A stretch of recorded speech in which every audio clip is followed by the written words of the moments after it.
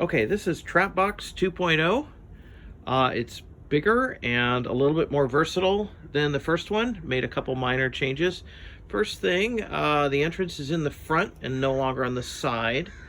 So hopefully that'll work for putting along fences and the back of the chicken coop and things like that. Did a couple things here. First of all, I put in a 3/4 inch piece of wood that somebody have to climb over in order to get in. That's basically in case we get really liberal with bait and we don't want it rolling out or anything like that.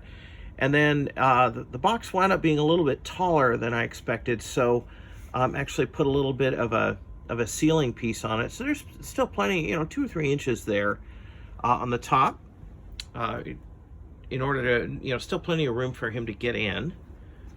And then the back end is sealed, so it's a one-way system. But then, of course, there's a slide off so we can get to all the business inside. So again, got a little bit of an opening here to get in.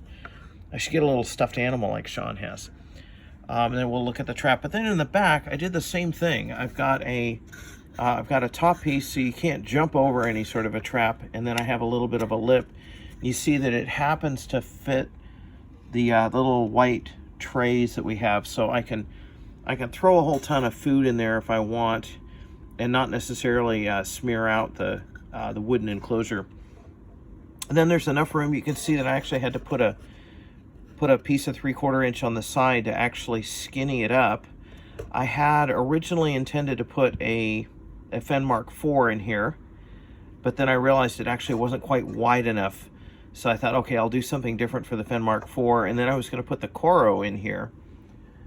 But I played with the Coro a little bit, and the amount of force required to trip it is going to require like an 8-pound rat. So I thought, well, we'll play with that some other time. So I thought we'll go ahead and plan on putting the Victor in. And I do have a cable over here on the side. So if it does trap and some critter comes along and wants to pull on it, they're going to have a limited amount of space. They're not going to be able to take the trap away.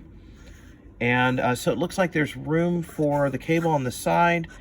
There isn't room for really getting around it if we put a whole ton of food in the back. This is what we're going to do. I think first thing I'm going to do here is remove the trap and insert another little food bin and just put some food in here and try and invite the critter into this nice little shelter with food. And we'll do that for a few nights before introducing the trap back in. We'll see how it goes. That's the new trap.